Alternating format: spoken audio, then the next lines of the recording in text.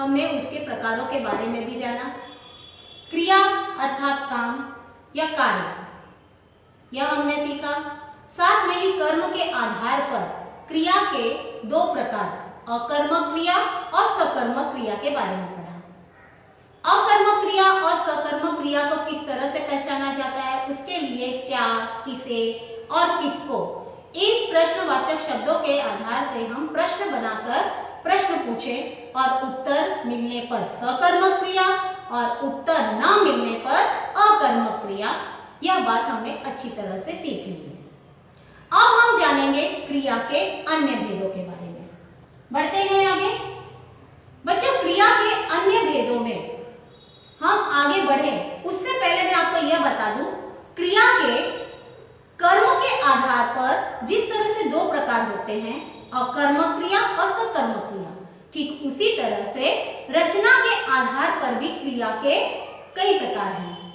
परंतु हम सभी प्रकार न पढ़कर उसमें से कुछ प्रकारों को पढ़ने वाले हैं, इसलिए यहाँ पर हम अन्य क्रिया के भेदों के रूप में जानेंगे। सबसे पहली क्रिया संयुक्त क्रिया। संयुक्त क्रिया में संयुक्त का अर्थ ही होता है जहां पर जोड़ हो, अर्थात एक क्रिया ही नहीं बल्कि 2 या 3 या 4 क्रियाएं भी हो सकती हैं। कहने का मतलब यह है कि जब किसी वाक्य में 2 या 2 से ज्यादा क्रियाओं का प्रयोग हो तो वह क्रिया संयुक्त क्रिया कहलाती है। अब संयुक्त क्रिया के लिए हम यहाँ पर एक उदाहरण देख लेते हैं। चलिए देखिए, यहाँ पर राम किताब पढ़ने लगा है। इस वाक्य पर अगर आप ध्यान दें, राम, जैसा कि हमने पिछले वीडियो में कर्ता और कर्म के बारे में जाना था, जो क्रिया करेगा अर्थात जो क्रिया करता है वह होता है कर्ता, और जो क्रिया उसे करनी होती है उसे कहा जाता है फल। अर्थात राम करता है, किताब यहाँ उसका कर्म है, और कर्ता और कर्म के आधार पर जो क्रिया होती है वह सकर्मक क्रिया, वो आप लोगों ने पढ़ लिया।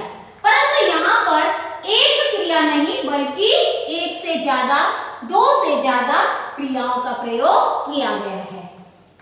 पढ़ना शब्द से बनी यहाँ पर पढ़ने क्रिया, लगना शब्द से बनी लगा क्रिया। तो इस तरह से यहाँ पर 2 क्रियाएं यहाँ पर एक साथ आ गई हैं, दोनों का जोड़ हुआ है, अर्थात दोनों संयुक्त रूप से आई हैं, इसलिए इन्हें संयुक्त क्रिया कहा जाएगा।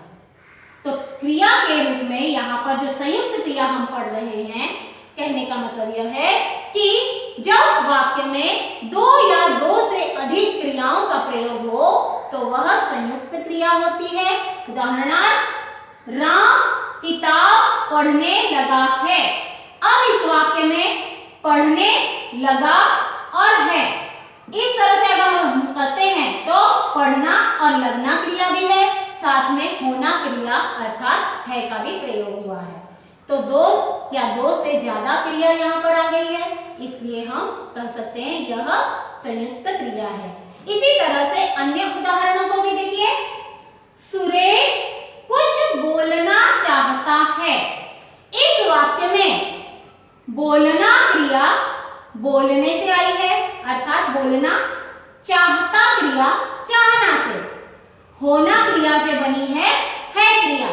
पिछले वीडियो में हमने होना क्रिया के 2 रूप देखे थे, है, हैं, था, थी, थे। ये भी क्रिया के ही रूप होते हैं। उन्हीं क्रियाओं का स्वरूप हमें इन वाक्यों में भी देखने के लिए मिल रहा है। अब यहाँ पर सुरेश कुछ बोलना चाहता है, यहाँ पर बोलना चाहता है, यह क्रिया यहाँ पर संयुक्त क्रिया कहलाएगी। अगला वाक्य देखिए, बच्चों को खेलने दो। यहाँ पर 2 क्रियाएं आ गई हैं एक साथ में। अगर हम कहें कि बच्चों को खेलने, तो हमारा यहाँ पर आखिरी क्रिया जो हमने खेलने बोला है वह क्रिया वाक्य को पूर्ण अर्थ नहीं दे पा रही है, इसलिए वहां पर हमें एक और क्रिया को जोड़ना जरूरी हो जाता है। इस तरह से देना से दो क्रिया यहाँ पर हमने लगा दी तो बन गई यहाँ पर खेलने दो अर्थात संयुक्त क्रिया। अर्थात यहाँ पर बच्चों को खेलने दो, इस वाक्य में खेलने दो संयुक्त क्रिया कहलाएगी। राम पत्र लिख रहा है।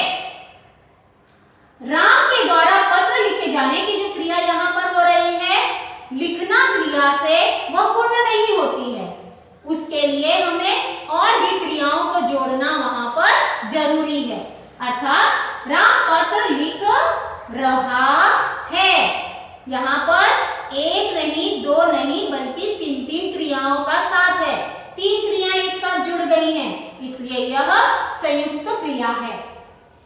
अगला है उदाहरण, उसने सारा काम एक दिन में ही कर डाला। यहाँ पर काम करने की क्रिया सिर्फ करना पर पूर्ण नहीं होती है।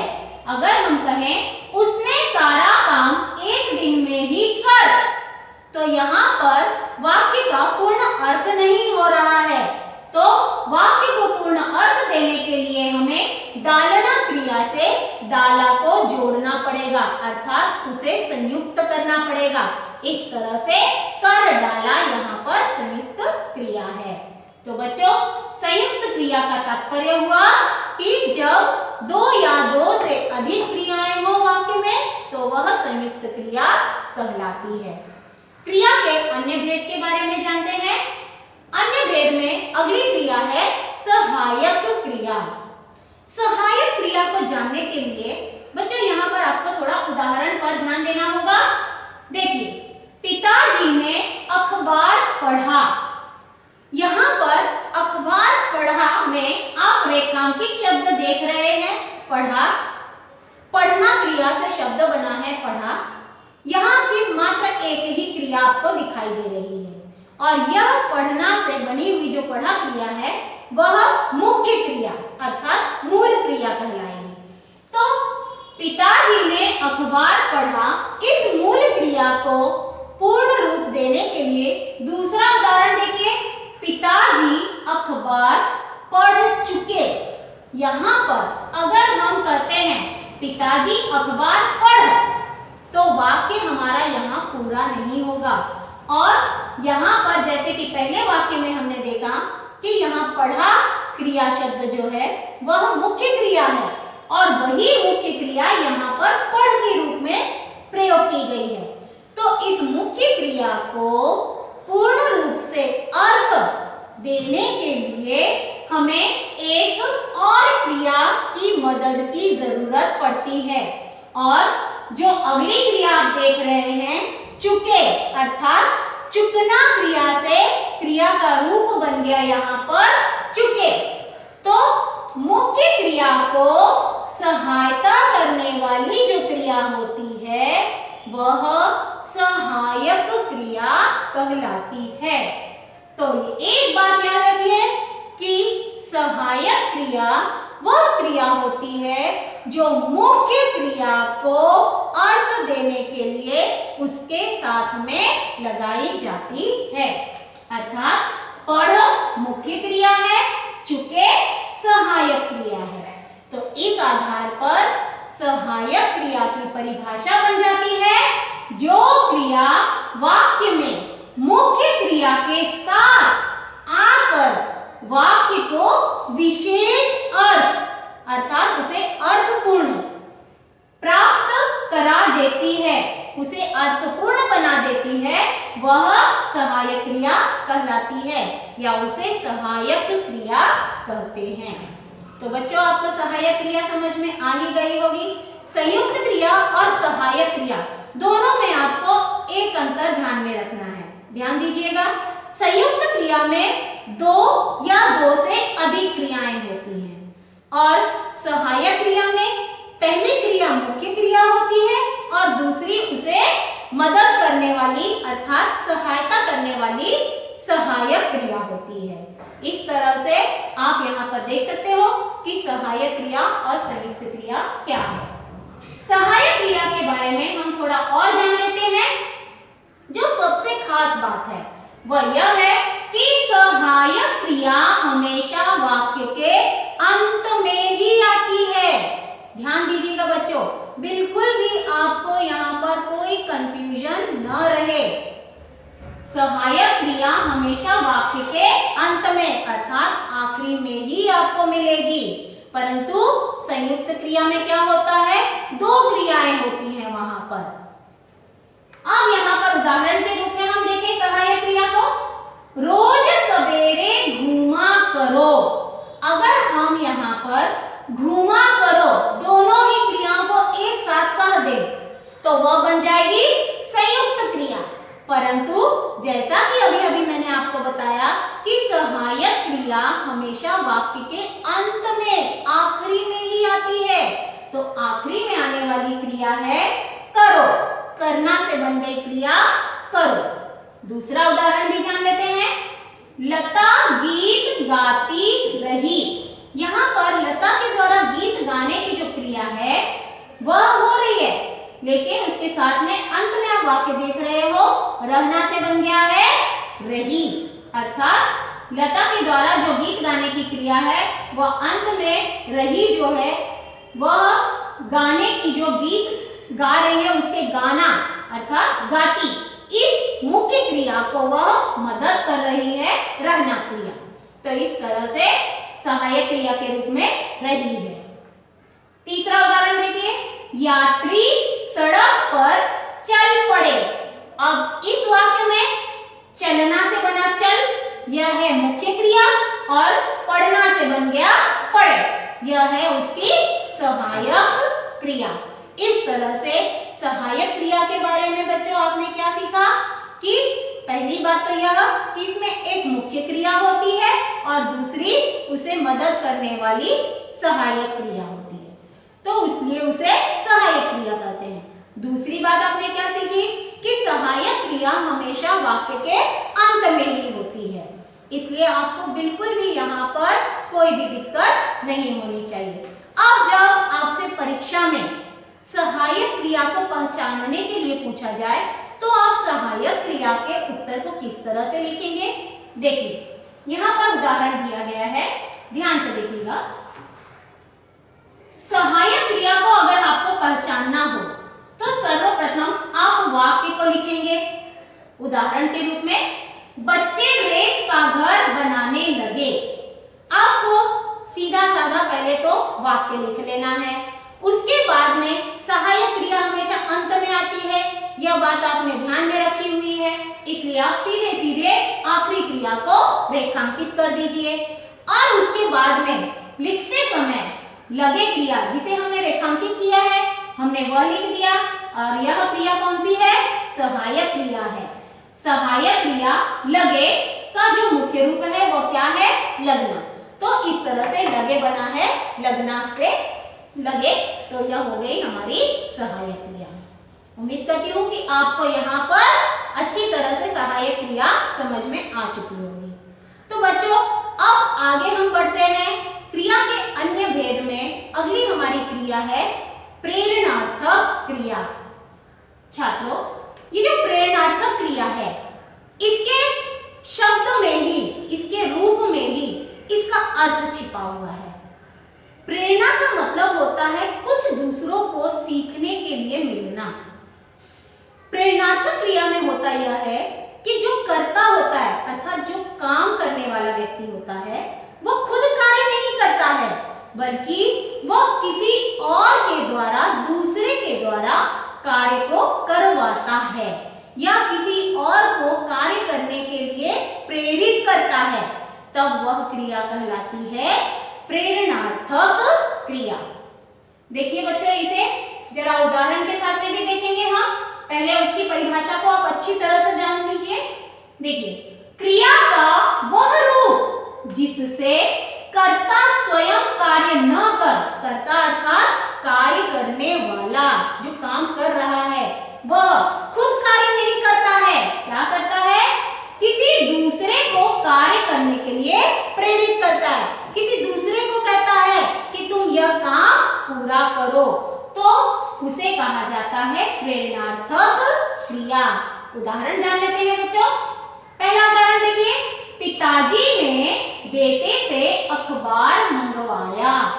अब पिताजी ने बेटे से अखबार मंगवाया, पिताजी खुद अखबार नहीं लाए, बल्कि उन्होंने बेटे को कहा कि तुम अखबार लेकर आओ। तो इस तरह से यहाँ पर करता हुए पिताजी और उन्होंने अपना कर्म अर्थात अपना जो कार्य है, उन्होंने जो उनकी क्रिया है वो स्वयं न करके बेटे से करवा रहे हैं। क्या करवा रहे हैं? अखबार को मंगवा रहे हैं, अर्थात मंगवाना क्रिया से बन गया मंगवाया। तो इस तरह से जब कर्ता खुद कार्य न कर किसी और को कार्य करने के लिए या क्रिया करने के लिए प्रेरित करता है तो वह प्रेरणार्थक क्रिया कहलाती है। दूसरे उदाहरण को भी देख लेते हैं। मालकिन नौकरानी से सफाई करवाती है। अब यहाँ पर मालकिन खुद सफाई नहीं कर रही है, बल्कि वह नौकरानी से सफाई करवाती है, इसलिए यहाँ पर करवाती प्रेरणार्थक क्रिया का स्वरूप बन जाता है। बच्चों, प्रेरणार्थक क्रिया के दो रूप होते हैं। इसमें पहला रूप है इसका प्रथम प्रेरणार्थक क्रिया और दूसरा रूप है द्वितीय प्रेरणार्थक क्रिया।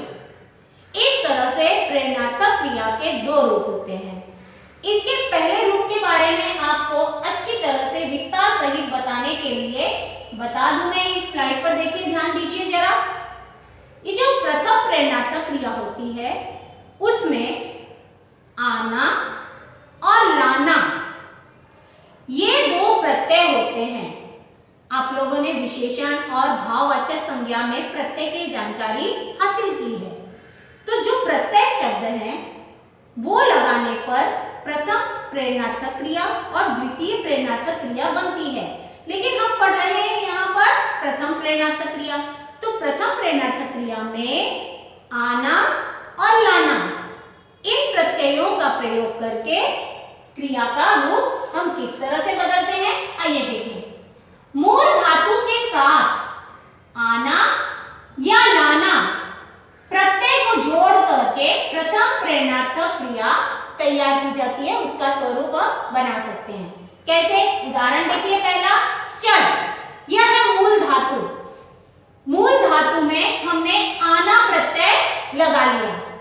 अब चल मूल धातु में आना प्रत्यय लगाने पर जो क्रिया का रूप हमें मिल गया वह क्या है? चलाना। ध्यान दीजिए बच्चों, यहाँ पर आ की जो मात्रा होती है वह हमें चल के आगे दिखाई दे रही है और ना उसमें जुड़ा हुआ है। इस तरह से आना प्रत्यय यहाँ पर लगा हुआ है। उसी तरह से अगला उदाहरण देखिए। लिख अधिक आना प्रत्यय है, शब्द बन गया उससे लिखाना, अर्थात यह बन गई हमारी प्रथम प्रेरणार्थक क्रिया। तीसरा उदाहरण भी देख लें। पी मूल रूप है क्रिया का, इसमें हमने लाना, यहां हमने देखा कि लाना प्रत्यय भी इसमें लगता है, तो लाना प्रत्यय हमने लगा दिया पी में, तो प्रथम प्रेरणार्थक क्रिया का रूप मिल गया पिलाना। तो इस तरह से यहाँ पर हमें ये तीन उदाहरण देखने के लिए मिले, चलाना, लिखाना, पिलाना, जो कि है प्रथम प्रेरणार्थक क्रिया का रूप। अब देखते हैं हम द्वितीय प्रेरणार्थक क्रिया किस तरह से तैयार की जाती है। क्या होती है द्वितीय प्रेरणार्थक क्रिया? देखिए, धातु शब्द के अंत में वाना प्रत्यय लगाकर द्वितीय प्रेरणार्थक क्रिया बना सकते हैं। जैसे कि बच्चों, प्रथम प्रेरणार्थक क्रिया में आना और लाना ये दो में से कोई एक प्रत्यय लगाया जाता था। अब यहाँ पर द्वितीय प्रेरणार्थक क्रिया में वाना प्रत्यय लगाया जाता है। अब वाना का प्रयोग हम मूल धातु में कैसे करेंगे, देखते हैं। मिल यह मूल धातु है, मिल में हमने वाना लगा दिया, द्वितीय प्रेरणार्थक क्रिया का रूप बन गया मिलवाना, अर्थात क्रिया यहाँ पर प्रेरित होकर के चल रही है। तो मिल अधिक वाना मिलवाना। उसी तरह से अगला उदाहरण देखिए। कट अधिक वाना कटवाना। इस तरह से यह द्वितीय प्रेरणार्थक क्रिया बन गई। तीसरा उदाहरण देखिए। लिख मूल धातु है और इसमें हमने वाना प्रत्यय लगा दिया तो हमारी द्वितीय प्रेरणार्थक क्रिया बन गई लिखवाना। इस तरह से हमने यहाँ पर देखा कि ये मूल धातु मिल, कट, लिख, इनमें हमने वाना वाना वाना प्रत्यय लगा दिया और क्रमशः हमें उनसे द्वितीय प्रेरणार्थक क्रिया के रूप मिल गए मिलवाना, कटवाना और लिखवाना। तो इस तरह से प्रेरणार्थक क्रिया के जो दो अलग अलग रूप हैं, प्रथम प्रेरणार्थक क्रिया और द्वितीय प्रेरणार्थक क्रिया, इसके बारे में हमने जाना। बच्चों अब हम देखते हैं कि प्रेरणार्थक क्रिया बनाने के लिए कुछ नियम होते हैं। उन नियमों को मैं आपको अच्छी तरह से स्पष्ट करने के लिए विस्तार सहित ले चलती हूँ। अब आगे देखिए, प्रथम प्रेरणार्थक क्रिया को और द्वितीय प्रेरणार्थक क्रिया को बनाना तो आपको समझ में आ ही गया। प्रथम में हमेशा याद रखिए आना और लाना प्रत्यय और द्वितीय प्रेरणार्थक के लिए वाना। बस इन प्रत्ययों को आपको याद रखना है, आप अच्छी तरह से प्रेरणार्थक क्रिया के नियमों को जान जाएंगे। देखिए यहाँ पर इसका जो पहला नियम है उस नियम के आधार पर हम आना और वाना का प्रयोग किस तरह से करते हैं। देखिए मूल क्रिया है, प्रथम प्रेरणार्थक क्रिया है और द्वितीय प्रेरणार्थक क्रिया है। अब यहाँ पर आना और वाना दो प्रत्यय का प्रयोग करना है, उसके लिए थोड़ी जानकारी यहाँ से ले लेते हैं। प्रथम प्रेरणार्थक क्रिया बनाते समय अर्थात ये प्रथम प्रेरणार्थक क्रिया बनाते समय आना इस प्रत्यय का प्रयोग करना है और द्वितीय प्रेरणार्थक क्रिया बनाते समय वाना, ये रही द्वितीय प्रेरणार्थक क्रिया, इसके लिए हमें वाना प्रत्यय का प्रयोग करना है। तो इस तरह से आना और वाना का प्रयोग करके हम कैसे बनाते हैं प्रेरणार्थक क्रिया, चलिए पहला उदाहरण देखें। उठना, इससे आना इसमें लगा दिया उठाना और वाना लगा दिया तो बन गया उठवाना। ठीक उसी प्रकार से चलना, चलाना, चलवाना, बनना, बनाना, बनवाना, समझना, समझाना और समझवाना। इस तरह से इन मूल क्रियाओं के प्रथम प्रेरणार्थक और द्वितीय प्रेरणार्थक रूपों को हमने पहले नियम में देख लिया है। अब प्रेरणार्थक क्रिया का हम दूसरा नियम देखते हैं। इसके दूसरे नियम पर पूरी तरह से ध्यान दीजिए बच्चों। देखिए यदि क्रिया का प्रथम अक्षर आकारांत, आप लोगों को स्वर अ आ इ उ ये सारे स्वरों की जानकारी है बच्चों, तो अगर हम व्यंजन में किसी भी व्यंजन में स्वर को लगा करके ही बोलते हैं, यह भी आप अच्छी तरह से जानते हो। जैसे अगर क है, अगर आप क का उच्चारण करते हो तो अंत में स्वर जो हमारा निकलता है वो अ, तो क अगर हम कहते हैं तो उसे अकारांत कहते हैं। अगर हम क में आ की मात्रा लगा दें और उसका उच्चारण करते हैं तो हमारा अक्षर बनता है का। अगर हम कहें का तो हमारे मुंह से आ स्वर निकलता है, तो इस तरह से हम उसे कहते हैं आकारांत। तो ठीक यही बात आपको यहाँ पर भी ध्यान में लेनी है और इस पर ध्यान देते हुए आपको समझ में आएगा कि आकारांत क्या होता है। अब देखिए क्रिया का प्रथम अक्षर अर्थात पहला अक्षर, सिर्फ आपको पहला अक्षर देखना है, पूरी क्रिया नहीं पढ़नी है। तो प्रथम अक्षर आकारांत हो तो वह अकारांत बन जाता है, अर्थात आ है तो वह अ बन जाएगा। जैसे आ से अ बनाने के लिए हम मूल क्रिया में पहला उदाहरण देखते हैं। पहले उदाहरण में काटना में पहला अक्षर देखिए का में आ की मात्रा लगी है, अर्थात का अगर हम कहते हैं तो वह है आकारांत। अब इस आकारांत को हमें अकारांत में बदल देना है। तो अकारांत में जब हम इसे बदलेंगे तो प्रथम प्रेरणार्थक क्रिया में उसका स्वरूप जाएगा कटाना। और जब द्वितीय प्रेरणार्थक बनाएंगे तो बन जाएगा कटवाना। ध्यान दीजिए अगला उदाहरण, जागना। जा आकारांत है और यहाँ पर आ की मात्रा को हम यहाँ पर प्रथम और द्वितीय में हटाकर लिखेंगे जगाना। द्वितीय में बन जाएगा जगवाना। उसके बाद में तीसरा उदाहरण देखिए, भागना। यहाँ पर भी आ की मात्रा हटा देंगे, बन जाएगा भगाना और भगवाना। इसी तरह से अगला उदाहरण है पढ़ना, पढ़ाना, पढ़वाना। तो बच्चों यहाँ पर प्रेरणार्थक क्रिया का हमने दूसरा नियम देख लिया कि आकारांत को अकारांत में किस तरह से बदल करके प्रथम प्रेरणार्थक क्रिया और द्वितीय प्रेरणार्थक क्रिया तैयार करते हैं। बढ़ते हैं इसके अगले नियम की तरफ। प्रेरणार्थक क्रिया का तीसरा नियम में ईकारांत अर्थात जो बड़ी ई होती है स्वर में, उस बड़ी ई को छोटी ई में बदल दिया जाता है। ध्यान दीजिएगा यहाँ पर बड़ी ई को छोटी ई में बदल करके हम प्रथम एवं द्वितीय प्रेरणार्थक क्रिया को किस तरह से बनाएंगे। और इसमें भी वही बात याद रखनी है, क्रिया का पहला अक्षर, पहला यानी प्रथम। देखिए पीटना, यह बड़ी ई की मात्रा है, पीटना में बड़ी ई लगी हुई है जिसे हम दीर्घ भी कहते हैं। तो यह पीटना में जो बड़ी ई की मात्रा है वह प्रथम और द्वितीय बनाते समय छोटी ई में बदल जाएगी। किस तरह से, यहाँ हम मात्रा बदलकर लिख देंगे पिटाना, पिटवाना। यहाँ था बड़ी ई की मात्रा के साथ पीटना, यहाँ बन गया पिटाना और पिटवाना। इस तरह से ईकारांत अर्थात बड़ी ई से बन गई वह छोटी ई।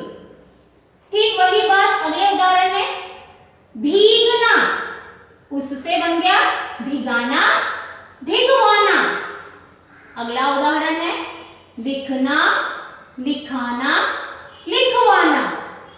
और अगला उदाहरण है पीना, पीना में बड़ी ई की मात्रा छोटी में बदल गई, यहाँ पर पिलाना, पिलवाना। इस तरह से हमने यहाँ पर देख लिया कि प्रेरणार्थक क्रिया का यह जो तीसरा नियम है, इसमें बड़ी ई अर्थात ईकारांत से इकारांत बन जाता है, बड़ी ई से छोटी ई बन जाता है। देखते हैं इसके अगले नियम को। जिस तरह से स्वर आगे बढ़ते हैं वैसे ही हमारा नियम भी आगे बढ़ रहा है। देखिए अगले नियम में उकारांत, जो पहला अक्षर होता है क्रिया का, वह अगर उकारांत है, यह बड़ा ऊ है, बड़े ऊ की मात्रा लगाई जाती है इसके लिए, उसे हमें बदलना है छोटे ऊ में अर्थात उकारांत में, उकारांत से उकारांत। तो इस तरह से मूल क्रिया में पहला उदाहरण आप देखिए, डूबना। यहाँ पर बड़े ऊ की मात्रा है, इस बड़े ऊ की मात्रा को हम बदल देंगे, छोटे ऊ की मात्रा बना देंगे और छोटे ऊ की मात्रा में तैयार करके प्रथम और द्वितीय में लिखेंगे डुबाना और डुबवाना। बच्चों जिस तरह से उच्चारण देख रहे हैं आप, दीर्घ और ह्रस्व मात्रा के साथ साथ में बदल रहा है, तो इस तरह से आपको भी ध्यान देना है। यहाँ हमने कहा डूबना दीर्घ है, लेकिन जब हमने छोटे ऊ की मात्रा लगा दी तो हमारा यहाँ पर जो दीर्घ मात्रा थी वह ह्रस्व हो गई है, तो हमारी आवाज जो है यहाँ पर नीचे आ जाती है। हम यहाँ पर कहेंगे डुबाना और डुबवाना। उसी प्रकार अगला उदाहरण है लूटना। लूटना से प्रथम प्रेरणार्थक लुटाना और द्वितीय लुटवाना। अगला उदाहरण है घूमना। घूमना से घुमाना, घुमवाना। फिर है भूलना, भुलाना और भुलवाना। तो छात्रों यहाँ पर आपने देखा कि किस तरह से उकारांत से उकारांत अर्थात दीर्घ से ह्रस्व की तरफ यहाँ पर हमने मात्रा को बदल दिया। बढ़ते हैं अगले नियम की ओर। प्रेरणात्मक क्रिया का अगला नियम जो है उसमें एकारांत है। अगर किसी क्रिया शब्द का पहला अक्षर एकारांत अर्थात जिस पर एक मात्रा डाली जाती है उस अक्षर को हम कहेंगे एकारांत, तो हमें उसे बदल देना है छोटी ई की मात्रा अर्थात इकारांत में। तो ए से बन जाएगा ई। कैसे? मूल क्रिया में पहला उदाहरण देखिए, भेजना। भ में ए की मात्रा लगी हुई है, इससे शब्द बन गया है भेजना।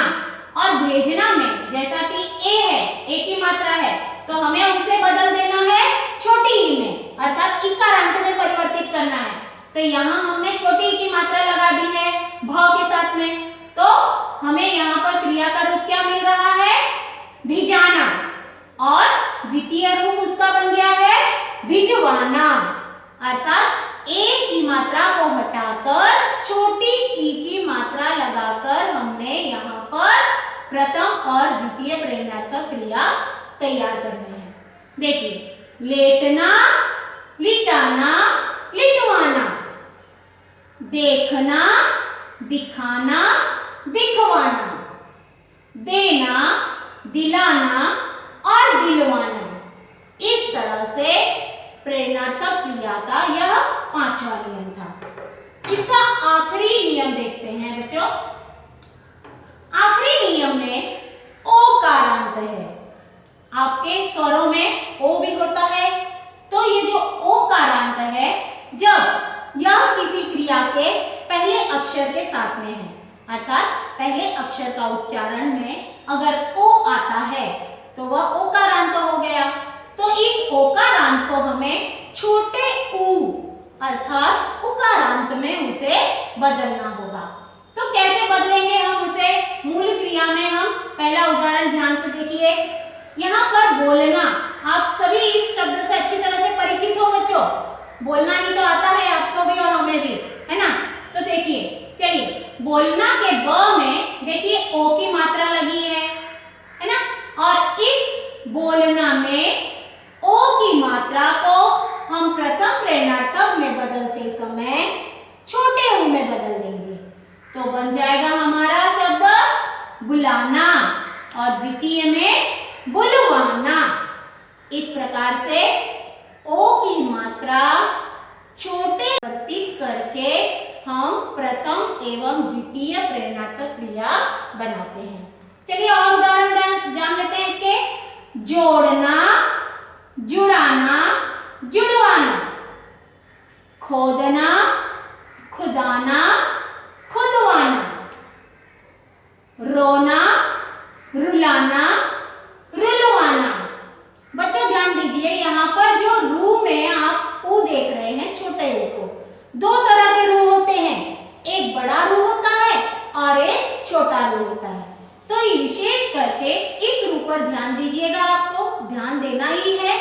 यह छोटे रू की मात्रा होती है।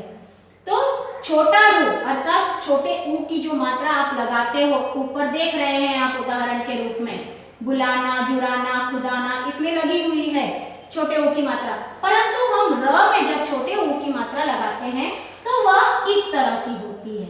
और एक और रू होता है, वह इसमें आपको प्रयोग में नहीं लाना है, इसका खास ख्याल रखना है आपको। तो रोना, रुलाना, रुलवाना, यह इसका ह्रस्व स्वर है। तो इस तरह से बच्चों आप लोगों ने क्रिया के अन्य भेदों के बारे में जान लिया। आपने संयुक्त क्रिया, सहायक क्रिया और प्रेरणार्थक क्रिया के बारे में। उम्मीद करती हूँ कि आपको क्रिया के इन सभी अन्य भेदों की अच्छी तरह से जानकारी हो गई होगी। Thank you.